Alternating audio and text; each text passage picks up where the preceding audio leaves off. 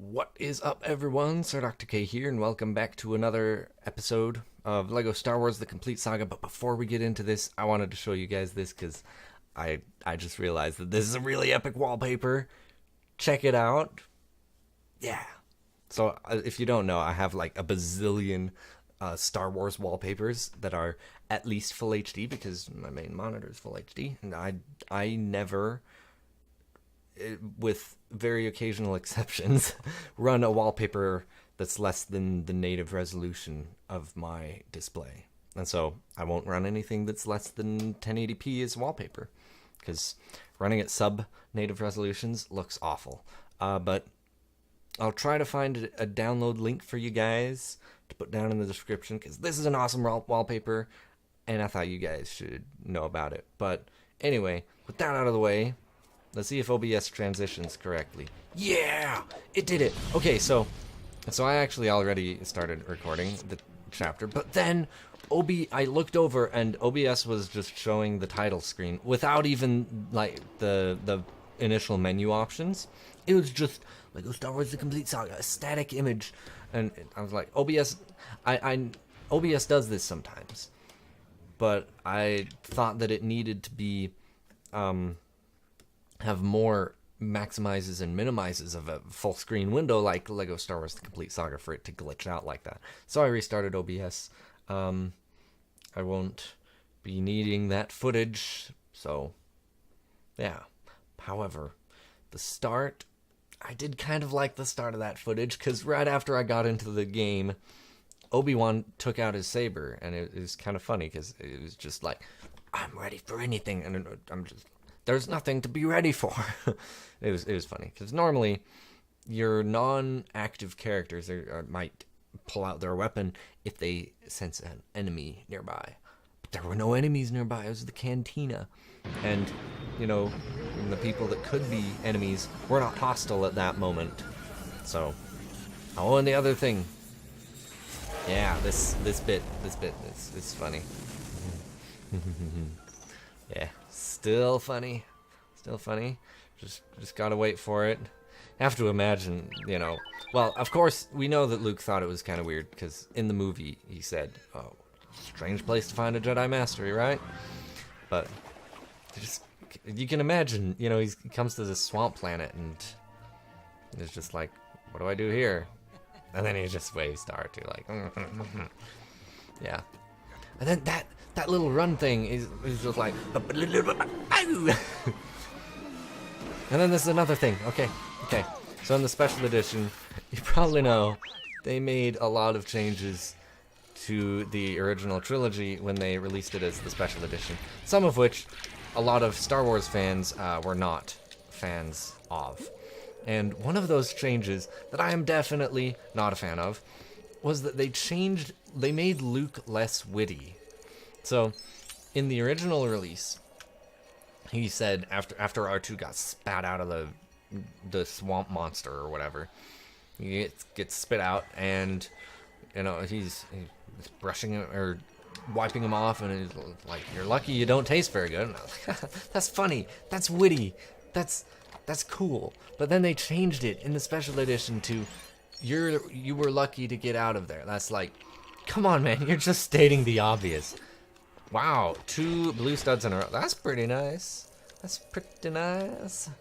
do we have a red brick? Yeah, so that's over there. I'm pretty sure we need the dark side to access any of that, so we won't get the red brick here. Shucks. Ooh, I didn't even mean to hit that bat. I'm glad I did. Okay,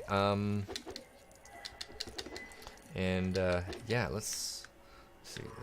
That's all we can blow up here.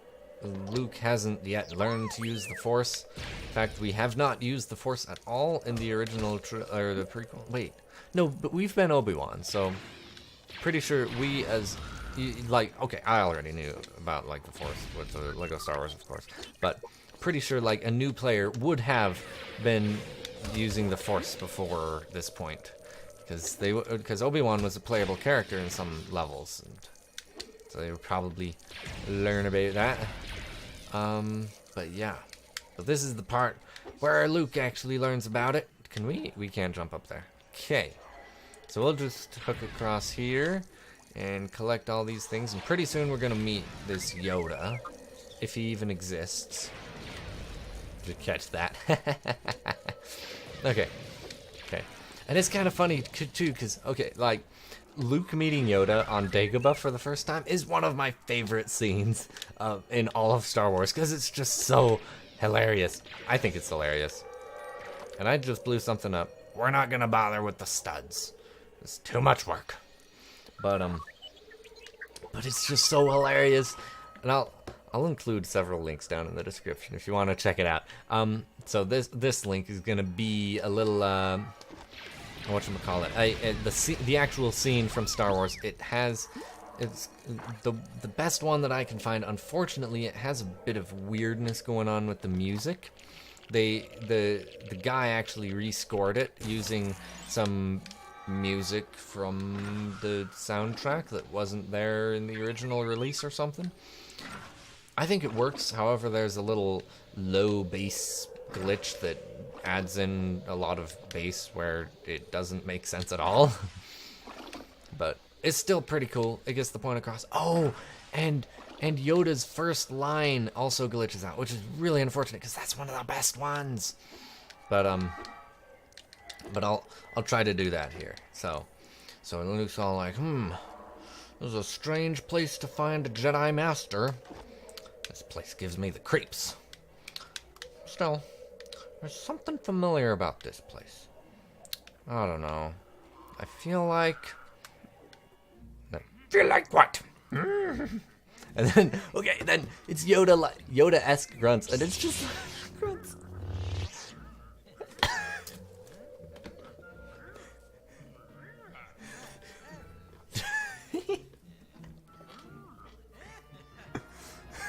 It's almost funnier than in the movie. Because oh man, Yoda's great. Come this way, you must. Yoda's grunts here are so good. It's like, seriously. I've said it before, I'll say it again. You guys should go buy this game. It's so hilarious. And I actually watched a bit of Lego Star Wars The Force Awakens. I found it kind of interesting because they've actually changed some things. They've made it so that, because one of the running jokes in like the Complete Saga is that the characters don't talk. They've changed that for The Force Awakens. They've still kept kind of the little humorous aspects of the Star Wars-ness, but they've made it so that they talk. I don't know. It's weird. I don't think it's inherently bad. I think they've done a good job with the integrating the dialogue with what's happening on screen. I think it looked pretty funny, the little bit that I saw. But there's still a bit of charm to Lego Star Wars' the Complete Saga's almost complete shunning of dialogue. Oh right, we have to. So Yoda is like a vehicle right now. It's kind of funny that way, but Yoda's the vehicle. We have to have Yoda on our back to use the Force. So we will do that. Jump through all these hoops and get that thing going on. I'm in its piece. And you may notice we now have the 3 silver hearts. That is Yoda's vehicle health. It's kind of funny how that works. When you have a 900-year-old creature of an undisclosed race on your back, or at the species, whatever, of an undisclosed identity, cultural background, then you all of a sudden have twice as much health. It's kind of funny how that works. But let's see. Okay, so we're still at full health. We got some health from killing one of them guys. Then we'll go ahead and then that opens up, and then a couple bats show up. Oh no! Come back here, bot. There we go. Now we're doing pretty good on studs, I would say. Let's see, is there anything more this way? I'm pretty sure. Oh, there's more. No, I can't jump. I'm stuck. Ugh. Oh, that was not good. We survived though. We are diehard. Now, can we do a little backflip thing? Yes, we can. How does that look? Okay. Yeah, that's a thing. I don't know what more to say. But, oh yeah, so in the no, okay, we can't jump up, but we can get studs from it. Oh, okay, we don't want to fall down into the thing. Hooja, hooja, hooja. There we go. Anyway, so what I was saying, it was something that I was mentioning in the original footage that I tried to record that OBS failed to capture. Was a bit about what happened just like I don't know, 30 minutes, an hour ago, an hour to 3 hours ago. In that span of time, yes, I was at a little award activity, and it was super cool. What it was a little chemistry magic show. Now, I don't know. I already know that chemistry can do some crazy things, but it was still super cool. There were some explosions, of course. We all love explosions. Okay, good. We didn't actually take damage from that, because that would have been a really not nice thing for Traveler's Tales to do. But anyway, there was a bunch of stuff, but towards the end there was something that wasn't like super wowy, but it was hilarious, okay? Because y'all know what happens when you breathe helium. In fact, a lot of you probably have breathed helium at some point in your life. But so what happened? So helium, you might not know why it does this, but how it actually works is that helium is 6 times lighter than air, and so when you breathe it doesn't actually change your voice at all. It just changes the way the sound waves propagate through the air in your lungs, and so it makes your voice sound higher.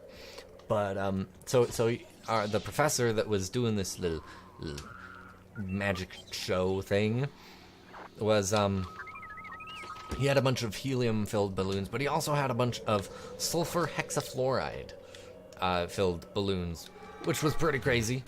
And so sulfur hexafluoride, it's 6 times heavier than air, so you can imagine it's going to have the exact opposite effect, which is pretty cool, because then it makes you all sound like this. And one of the guys that did it already has a really low natural talking voice. Like, I can go pretty low, but my natural talking voice is more in the range of a baritone. But this guy has a really low talking voice, like, most of the time, and so he took the stuff and it was even better. So that was pretty hilarious. But then after I got home, I did a little of research, and now I was kind of curious, like, what would it take to get like helium balloons or sulfur hexafluoride balloons? It looks like sulfur hexafluoride is pretty pricey, and probably not something that you're gonna normally be able to get very easily, you know, unless you quote unquote know a guy, in which case you could probably find some. But what I found interesting was I also came across some people like talking about the safety of the health concerns that might arise from using sulfur hexafluoride. Now, sulfur hexafluoride and helium are both inert gases. They don't react with anything in your body, or I'm not sure if I could say they don't react with anything, but they don't react with anything in your body. So on their own, they're not harmful. But the problem is, when you inhale a bunch, it displaces the oxygen in your lungs, and you need oxygen to survive. And if you don't have oxygen, then you die. But the interesting thing that basically a lot of people, they seem to really know what they are talking about, but they seem to not realize that most people can be adults. I feel like most people can be responsible in their use of, you know, something like that. Because if you just take a breath or two in a row, even, of helium or sulfur hexafluoride, it's not gonna be enough to, like, you'll probably feel lightheaded, and some of the people that tried it did feel lightheaded, which makes sense, because they were a bit low on oxygen. But, you know, you're gonna be fine if you just take a breath of helium or sulfur hexafluoride. And they seem to make it out like, oh, you need to have a professional nearby to attempt something like this. And I'm like, you just gotta not be an idiot. It's not that hard. Oh, okay, good. We didn't die there. So, I don't know. I thought that was interesting. But, something else. Oh, and also, but there was actually something that I came across that was a valid concern, because some people might want to inhale it directly from a tank. Here's the thing, though. Tanks are heavily pressurized, and apparently that high amount of pressure can, you know, cause some really bad things to happen to your lungs. Now, again, I'm not like super sciencey or anything, but I did some research, and that's what I found out, and it was pretty interesting. And so basically, I feel like the people that were talking about that were like not giving normal people enough credit for being sensible when, you know, given a sensible warning. Because, like, I feel like, you know, it's perfectly fine to tell people just, hey, you know, just take one breathful of helium, and then enjoy it while it lasts, and then, you know, take a few breaths of normal air. Could even inhale concentrated oxygen, but then just, you know, after that, just, you know, keep going one breath at a time, and, you know, with a few breaths in between, and you'll be fine. And you'll probably feel lightheaded, but even if you do get too much helium or sulfur hexafluoride in your lungs, the most that's gonna happen is you're gonna pass out, and then you're gonna resume breathing normally, basically.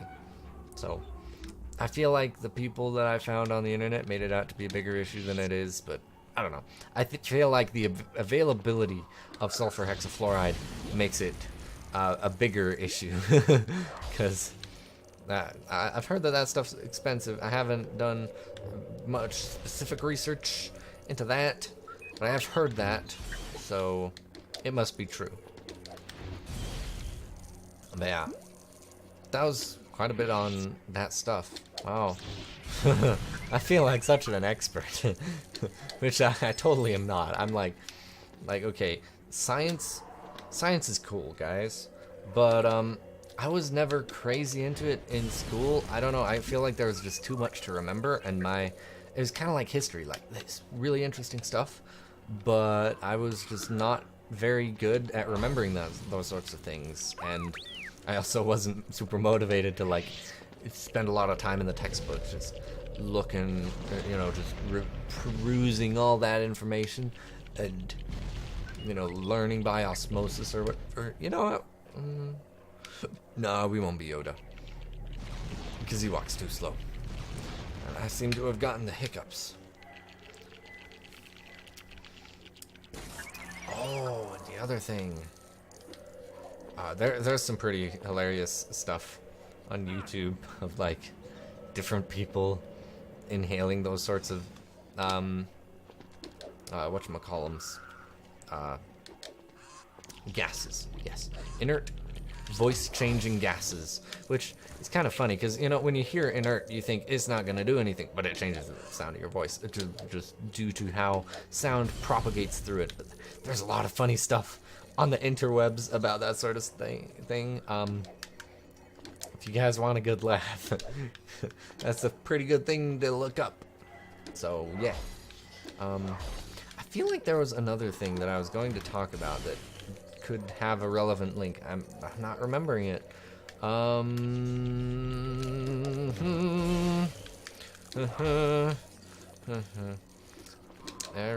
really don't remember it. I might remember it in the next episode. Who knows? We'll see.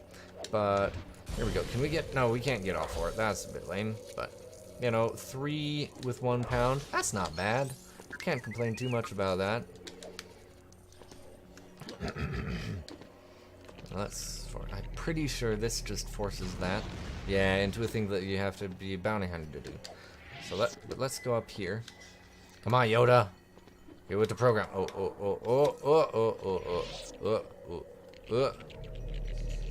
Man, this is so slow with normal speed force.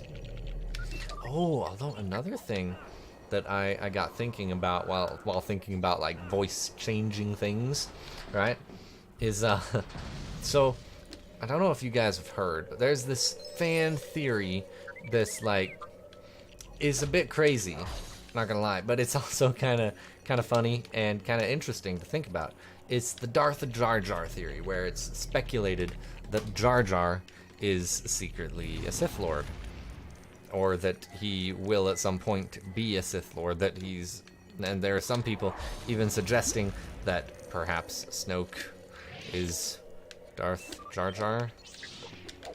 I don't put much faith in that, but I remember coming across this video of the Jar Jar voice actor actually sharing how he thinks Darth Jar Jar's voice would sound like. So if you guys want to check it out, I'll put a link down in the description. Be aware that the guy that was interviewing him at the time, at the beginning of this video, he does use a particularly colorful word, but that's the only time it happens. So you know, you might just mute the first little bit and then keep watching normally if that's something that you are not a fan of.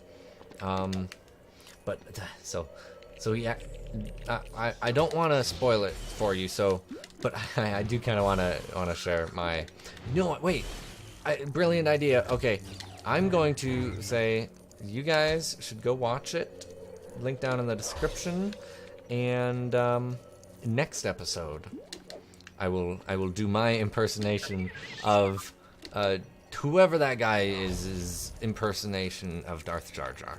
So you can have that to look forward to if you so desire.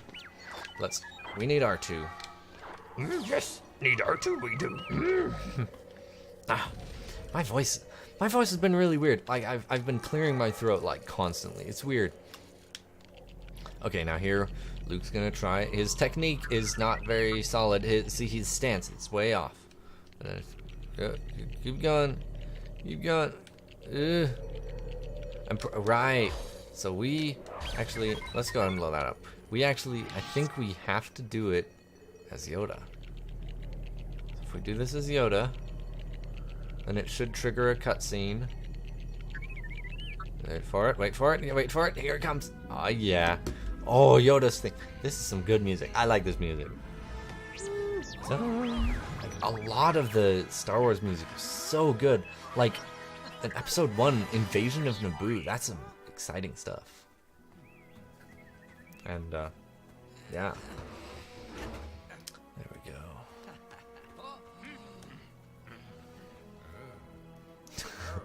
They're just like, oh, I guess. See you later, Luke. You should stay and finish your training, but if you feel like you need to leave, that's fine. We're over it. Level complete. Free play unlocked. Okay. Awesome. Okay, good. Keep going. Keep going. We got True Jedi. We totally got True Jedi. In fact, how many studs did we collect? Let's see. 600. Wait, oh, I was looking at our total. Ah, dadgum. Okay, well, I mean, if you want, you can rewind just a bit to when we were actually playing and see how much we had. And I will probably do the same, maybe. I don't know. We'll see. But there we go. We got True Jedi. And, yeah, so that's gonna be it from me this episode, guys. If you liked the video, hit that thumbs up button. Leave me a comment down below if you have something to say. Share it with your peeps if you think they'd enjoy it. And subscribe if you are new around here. Oh, wait, I just realized I could do math. We had 688,000 before we started depositing our studs. Now we have 883,000. So that's about 200,000. That's pretty good, if you ask me. Anyway, yeah, that's it from me, guys. Catch you in the next one.